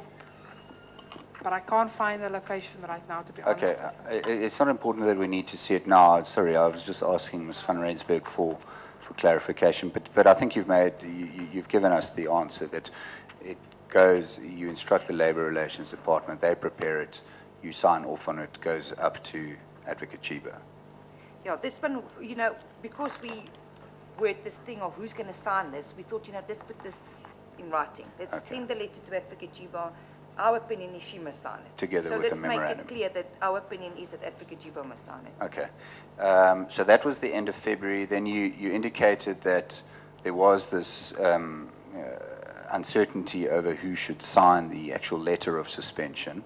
Are you able to indicate sort of how long that discussion may have taken, or?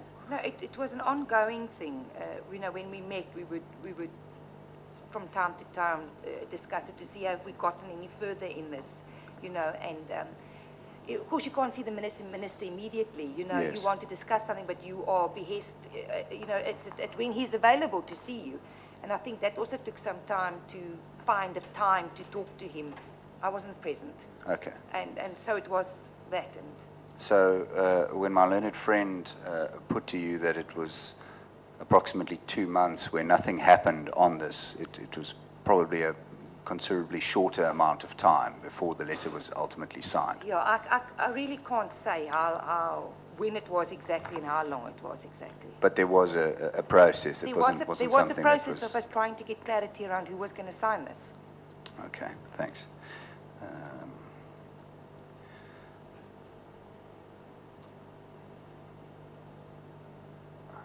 Sorry, just bear with me for a moment.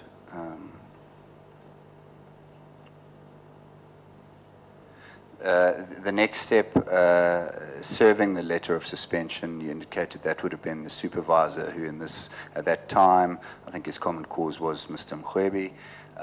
He didn't want to serve it, as I understand. But did you have any role in arranging for alternative arrangements? I wasn't quite clear from your affidavit. No, not that I recall, but I do think that I was told, I would have been kept abreast of what was happening, but I can't now tell you exactly what happened. And as I say, my recollection is that the ultimate was we decided that somebody from SRN would do it. Okay. And that they then did it. All right. And sorry, just their role, they are the security and risk management unit? Yes. Yeah. Okay. Right. Just going back to the opinion that you sought from Advocate Ellis, SC, you indicated that you consulted with him because he wanted more background on the matter. That was on the 30th of June 2004, I think. Yeah, he wanted to understand what's the nature of the legal opinion that we were seeking, and also he wanted to be able to tell us what information he would require from us. Because we didn't want to, with the legal opinion, send him a bunch of information. We didn't know what he would need. Yes. So he then also said what he wanted, and from my emails I can see that we were sending, Gordon was sending things that he wanted, and so it went. And are you able to recollect what it was that he wanted or that he considered in preparing his opinion? The judgments were given to him, yeah. So that I recall, the judgments were given to him, but in any case, they were in the public domain. Yeah. They weren't not available. He also asked for, I recall, Gerard Nou's opinion around the discipline. Remember, I did referred to that. Okay. As I said, Gerard had given an opinion on that, and he wanted you to see what he had written, and that I recall giving to him. He also asked us questions relating to being on the roll of advocates, and that information he also requested. Do you have any idea why he was interested in that? Because in his opinion, he refers to the fact that we are bound by the General Bar Council rules and regulations. So he said he couldn't find their names on the roll of advocates, which is not unusual because we all know the state of that role at that time. And he just wanted to confirm that they were, in fact, advocates, because if you write to the General Bar Council and not advocates, that's a little bit embarrassing. Was he briefed with any other information in respect of the three cases that led to the four judgments? I really can't recall. I don't think so. I think he was given the documentation we had on the files. Okay. If I'm not mistaken. Yeah. All right. So it was just what was available at the time relating to those cases, our files and that. Okay. Then I think the last question I just want to ask you, Ms. van Rensburg, I'm not sure whether you're aware or whether you were a party to any of these arrangements, but the NPA agreed at one stage to pay 75% of the GCB's legal fees in bringing the striking off application. Are you able to give us some clarity on how it came about that agreement was reached? Yes, I can. We wrote to the General Bar Council to say, take the matter, here it is, I'm referring it to it. They then had their meeting, they came back, they decided they were going to take it back. Then they approached us and they said to us, but you know what, this is actually a person that works for you. Doesn't work, is not in the bars, not paying fees, is not part of the thing. So for us, we've looked at this, it's going to cost us a lot of money. So for us to be able to do that, we would like you to assist in the payment thereof. And that was given to us. It was given to, my recollection is right, Gerard Nal, who also looked at it, and then we agreed that we would assist. I can't remember how much we agreed to pay, but we did agree to pay a portion. I don't know if we did agree to 75 or 50 or whatever, but there was an agreement to pay. And we did make an initial payment, but I understand it was just a small amount and the rest of the payments were stopped. Yes, it was 75%. Can I just confer with my colleagues, please?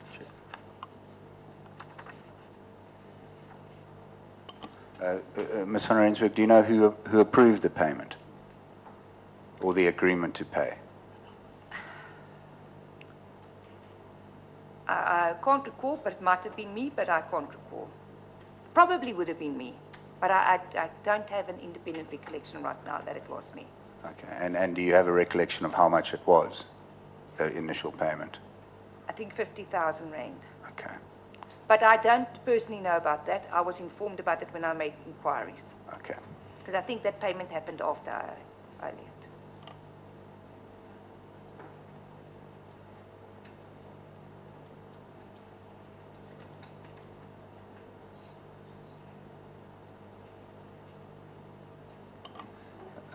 Ms. van Rensburg, do you know why the NPA didn't follow through with that agreement to pay the fees? As I understand, it was stopped by Mr. Abrams, Advocate Abrams. Okay.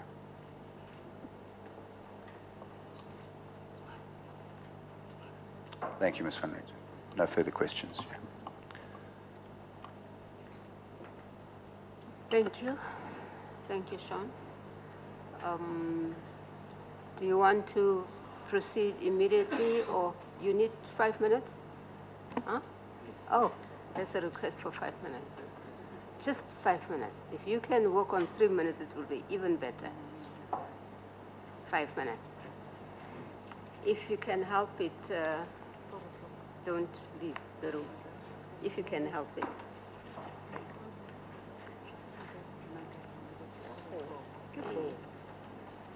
No, let's give him 5 minutes. He wants it. No, we go.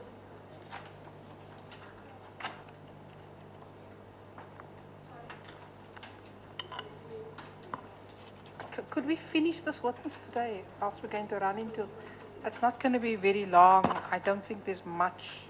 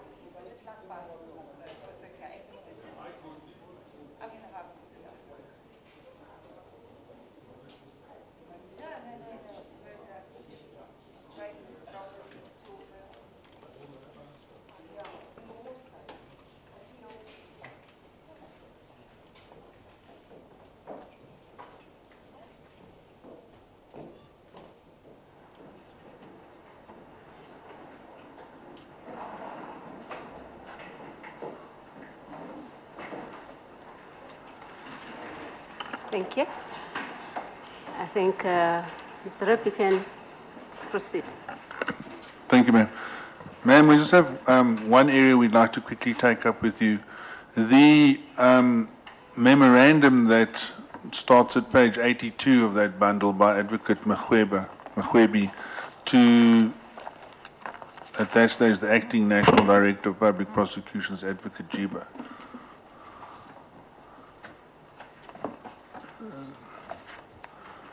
The page number at the bottom is 82. I'm not sure which bundle. I think it's this. You were referred to it earlier.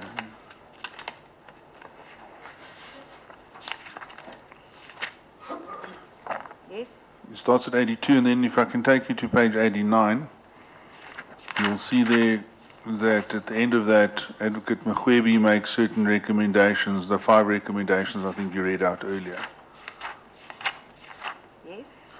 Now, I might have misunderstood, or maybe you just misspoke yourself, but you, during your evidence, said that the letter of suspension, the one that you wish to, the one that you say is not linked to the merits, is linked to protect evidence, etc., etc. That letter to Advocate Breitenbach was on the request of Advocate Mokgwebi. Via Advocate Jiba. But I don't see any. Advocate Mokgwebi will deny that he requested it to be suspended. All that he says is he made a recommendation to Advocate Jiba, and what she did with it was her story. She must have asked for the suspension.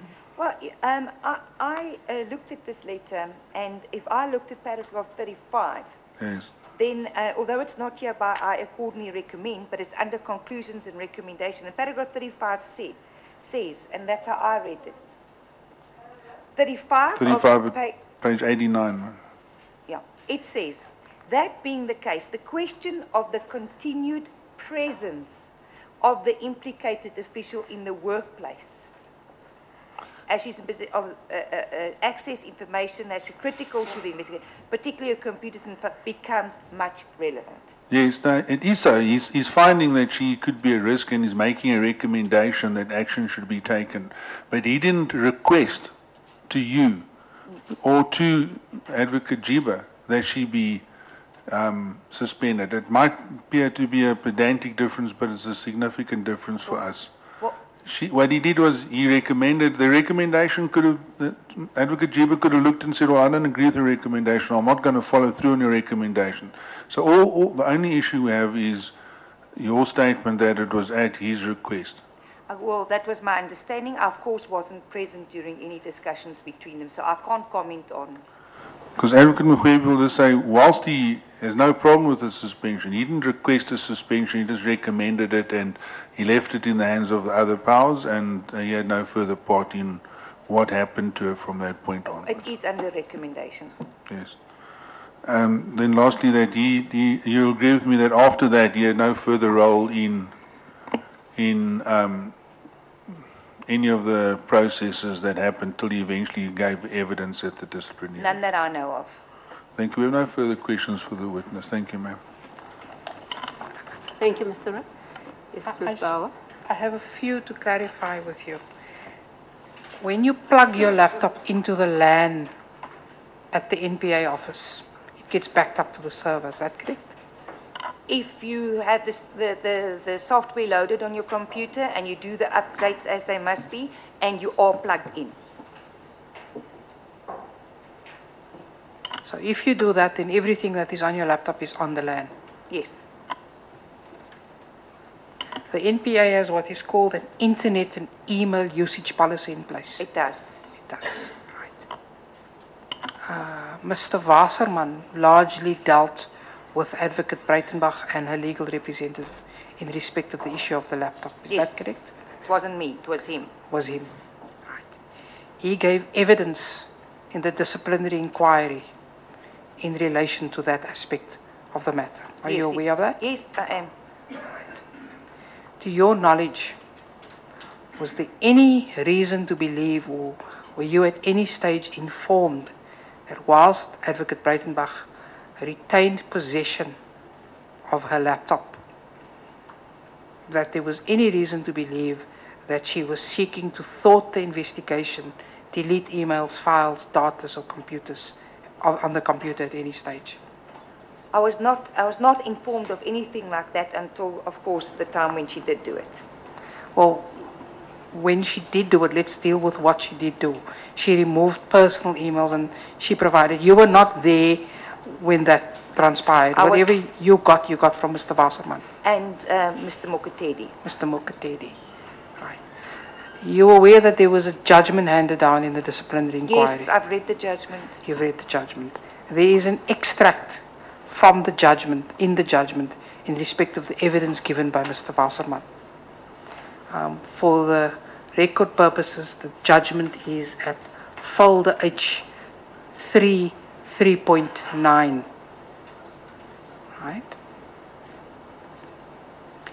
And you are also aware that the arbitrator found that Advocate Breitenbach was perfectly entitled within her rights, taking into account the NPA's policy to adopt the approach she had. The presiding officer in the disciplinary hearing. Yes. Right.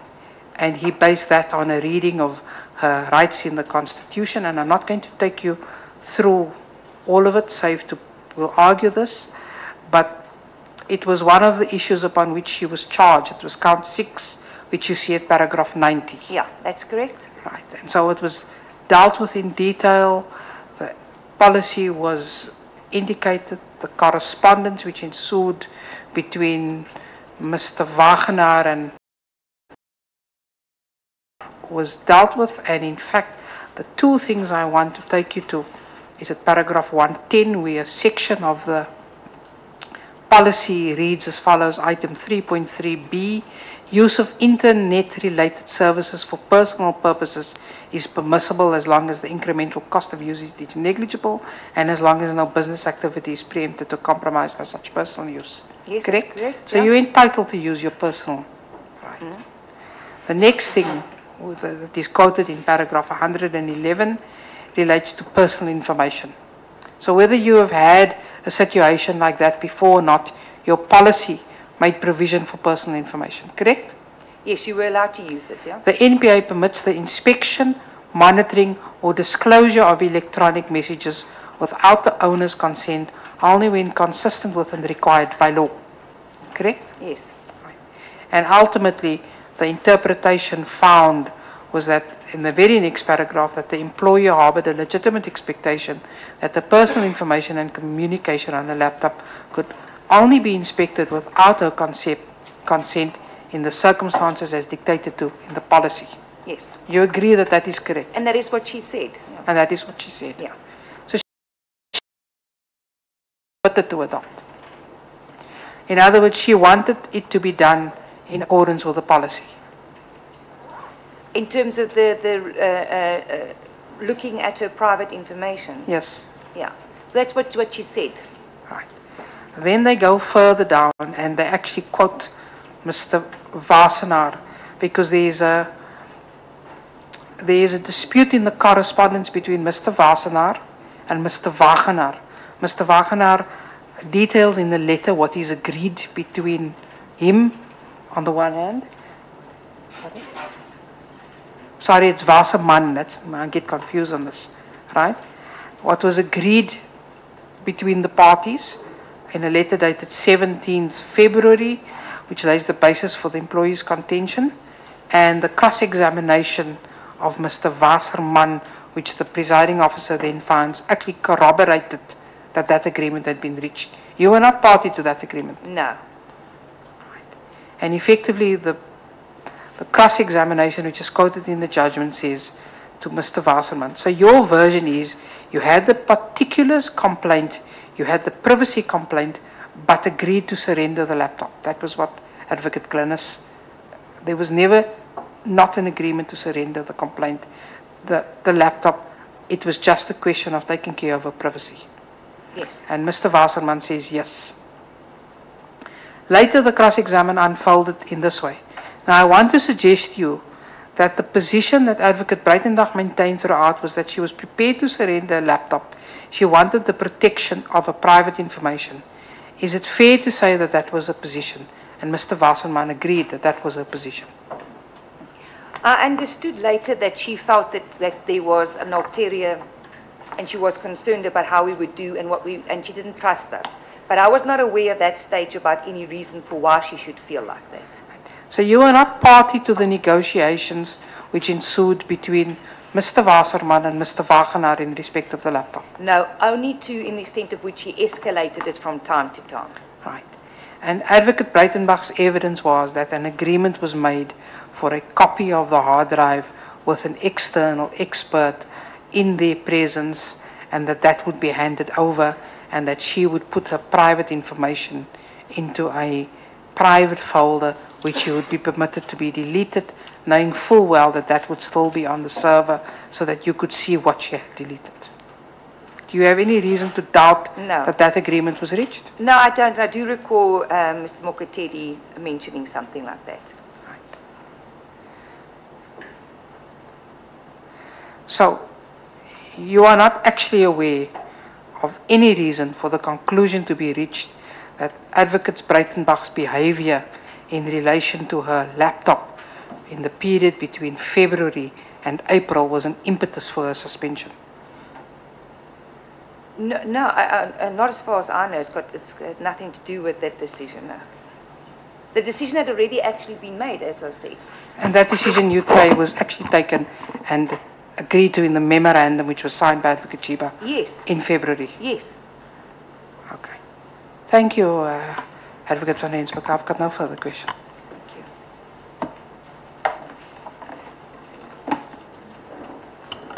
Thank you, Ms. Bauer. Thank you, Advocate van Rensburg, for your willingness to assist the inquiry and to come forward with the evidence. Okay? We appreciate it. You may stand up. Any house rules? And for tomorrow? We have Advocate Mr. Willie Hofmeyer giving evidence tomorrow. We must also place on record the following. You will recall that on the first day of the hearing, we had placed on record that in respect of the affidavit of Angelo Agrisi, we had put in a formal request to the State Capture Inquiry for a copy of that affidavit. We have now been provided with a copy of the affidavit, the annexures and exhibits used, and will make that available to, it might actually have happened during the course of the day, to be made available to the parties. We have also indicated to Mr. Agrisi, he's been provided with a letter which was hand-delivered to him, give him an indication that he's been requested to come and provide evidence before this inquiry in relation to the allegations which have arisen from the affidavit and the evidence which he had provided before the State Capture Inquiry. I must also inform you that there was another witness before the State Capture Inquiry who had raised Advocate Jiba's name, albeit indirectly, and the same approach has been adopted in respect of him. Sorry, his name eludes me at the moment. Mr. Mwafi, I think is the name.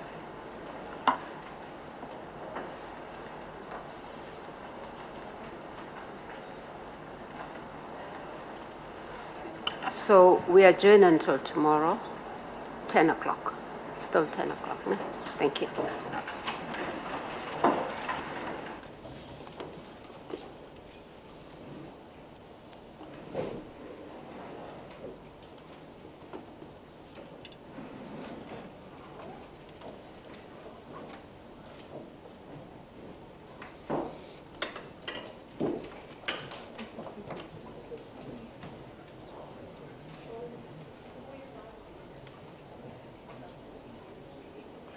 Separate processes.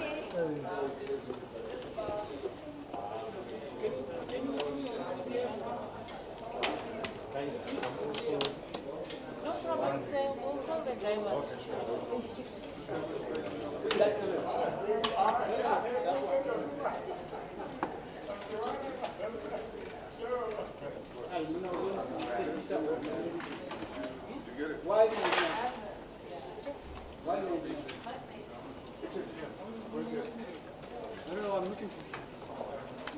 Why am I doing that? Let's change the live position. Let's change the live position. Look at this way.